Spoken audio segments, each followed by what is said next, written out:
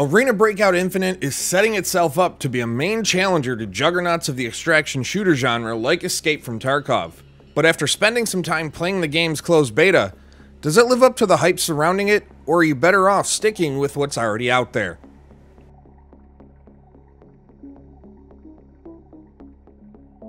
When you first load into Arena Breakout Infinite, you'll be welcomed by a series of tips and pointers to get your footing. If you've played Tarkov, you'll immediately feel at home with how things are set up. You have your character and militant or scav, your gear, supplies, traders, missions, and maps to choose from. Again, all very familiar. Outside of the action, the game's user interface is friendlier than the ones it'll often be compared to. Everything just seems easier to find. Quality of life features like quickly buying and equipping rations, easier storage organization, and even healing based on suggestions from the game are so nice that you're left wondering why other games aren't implementing these. And even the aftermatch reports are special.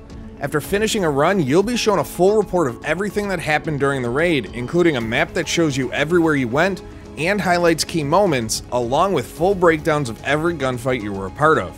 Joining a raid is simple enough. You gear up, choose whether you want to play normal mode or enter the lockdown or forbidden zone, and select your map. Normal is the standard experience that's more arcade-like in how people play, while the forbidden zone caters to the more hardcore group of players. That's likely because there's far more to lose, as not only do you have to pay coin to enter, but your gear has to be worth at least 80,000 coin. Getting into these raids took no time at all. The longest I waited was just about a minute to connect and deploy. There's also a team system that, if you don't already have a squad, will put you in one just as quickly. But should you not want to join a team, you can simply turn off auto-matching. Now when in raid, I'll admit that it's a mixed bag at this point. On the positive side of things, gun sounds are solid and the use of your weapon feels pretty good. Submachine guns, shotguns, rifles, and pistols all feel different enough to add variety. The gunplay itself feels strongest while in close quarters. There was never a situation where I questioned how or why something happened in a gunfight. It all played out and felt exactly how I thought it should. At long distances though, sometimes the guns just feel off. It's kinda hard to explain without experiencing it yourself, but at times you feel like you're aiming and using a BB gun as opposed to a rifle. There are two playable maps in the beta, Farm and the Valley, and they're nice, but they're nothing to write home about.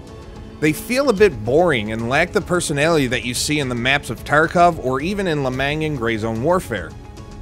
And speaking of Tarkov, there are a lot of one-to-one comparisons between the two. Like Tarkov, Arena Breakout has traders who offer you missions as you progress. There are also items you can loot that are identical. I don't want to compare too much to Tarkov here, but I mean, that is the target audience for this game.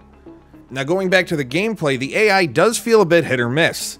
Sometimes you'll find yourself in a fun fight against a group or a boss like Ajax.